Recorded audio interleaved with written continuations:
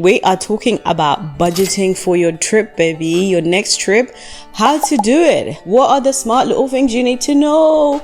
That's what I'm coming to you with today. This is suitable for traveling anywhere, really, but my focus is in Africa right now. But obviously, you can apply these anyway. The basics are: book early, don't be so stiff with your dates, have cash, it increases your bargaining power, it helps to know a few locals too, because then they can book things for you. This is when you arrive, or maybe it's a country you know that you've got friends and family. Tell people where you're going, people that won't kidnap you, because some things that you want or need, they'll be able to give it to you for free or hook you up one way or the other. Those are the basics, right? So we're gonna go deeper.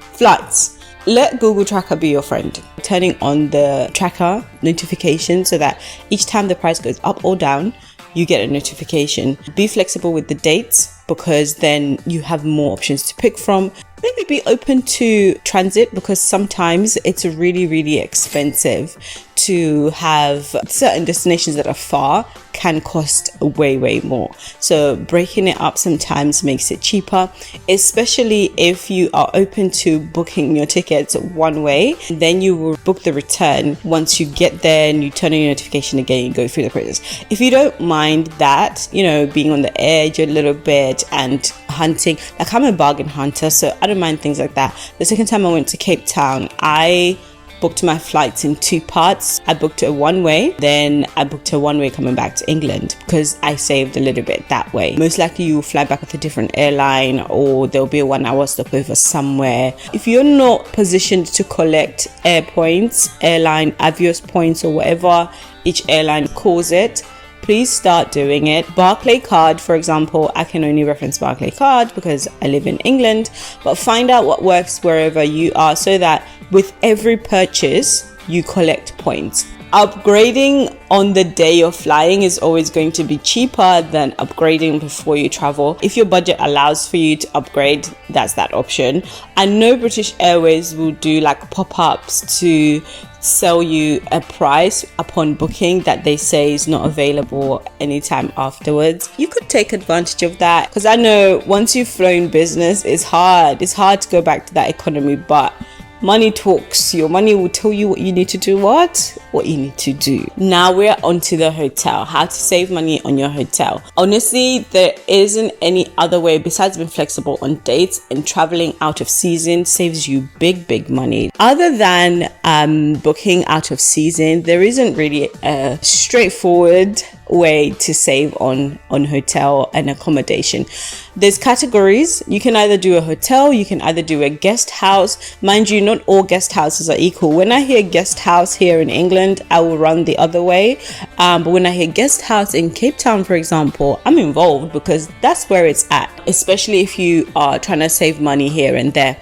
The last alternative is hostels, and that word hostel, again, in England I would flee. However, there are some really bougie hostels in frequently traveled destinations. They basically are functioning as a hotel, but they're trying to catch those people that are very budget conscious, that are looking for hostels. But in case this budget works for you to have your own room, here it is. So I'm trying to say, sometimes you can find your own room within a hostel, or you can find a place where it's like 2 people or 4 people, so there's a bunk bed. If you're traveling out of season, it's worth considering it, because for example, I didn't stay in a hostel when I was in Cape Town, but I stayed in a guest house. I traveled out of season, so what that meant is most times I was alone in this massive house, and so it meant I had the balcony to myself, I had the kitchen I had a whole house, a 5-bedroom house to myself.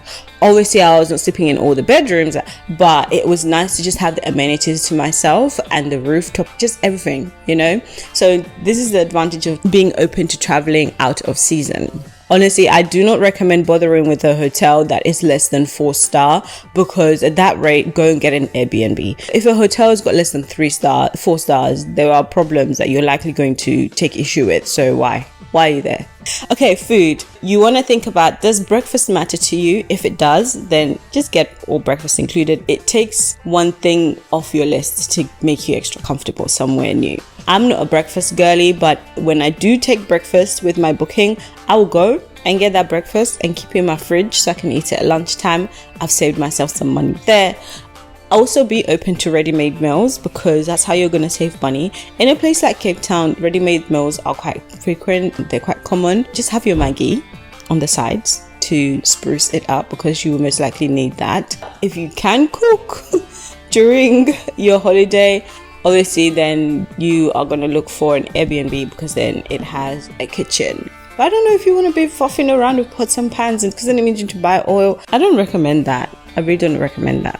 Transport is the next one on the list. You will either use a taxi app like Uber, stick to the one you're familiar with if you can, or you use local transport. In Marrakesh, we use local transport. We even used a horse at one point. Or you will have a chauffeur.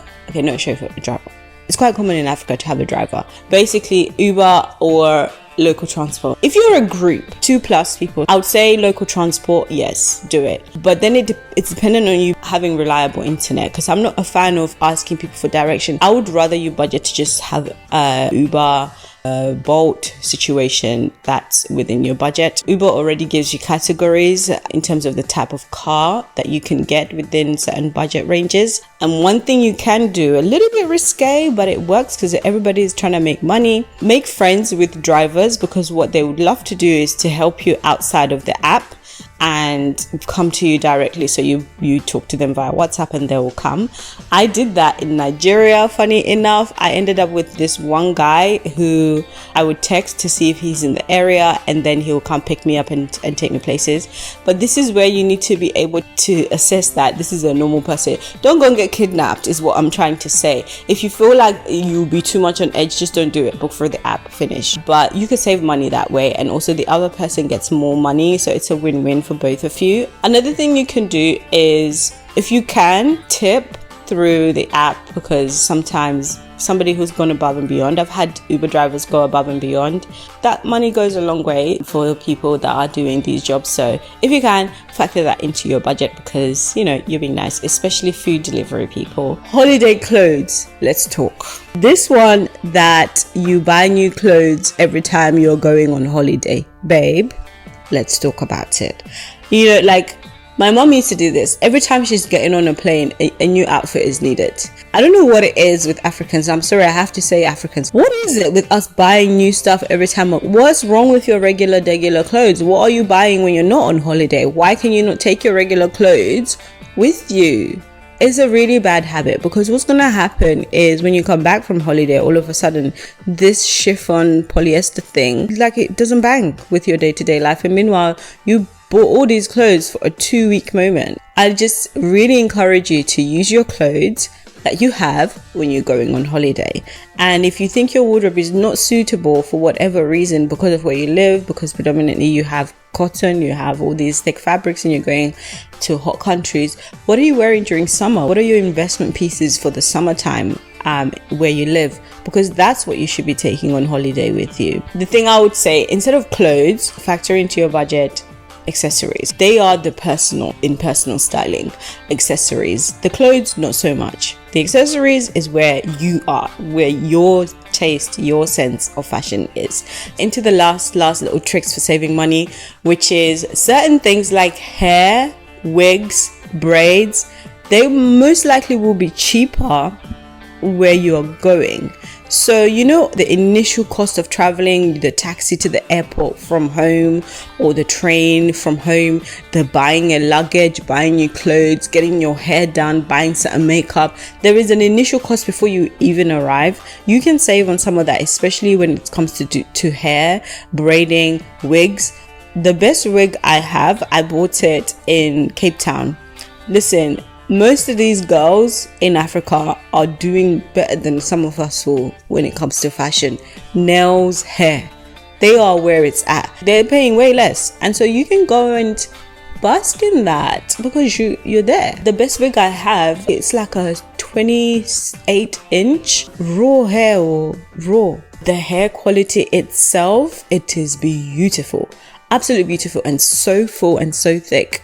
The only thing about it is the lace is not the best 5x5, but I can easily take that off and put another lace when I feel I need to. And that was £200. There is no way on earth I will ever ever see that price here, even for a 14-inch wig for raw hair in England. And this is what I'm saying. Obviously, don't go and just picking anyone, get recommendations, okay? If you're that open, I would say leave room to get some of your things done when you arrive in this destination. It creates real authentic moments. I talked about this before. I got my eyebrows done in Nigeria. The cost there versus the cost that it would have been here, ridiculous. Yet they're probably more experienced because they deal with my skin type day in, day out. Last on the list is activities. The things you want to do, try to book them locally. It depends on the country as well, but you will get a better deal when you book directly with whoever it is providing the service. It's a lot more risky, but you're saving money. Or if you don't want to do that, book the activity that you really want to do first, and then whatever money is left, you use it to book directly. Or book it with the company directly instead of the hotel.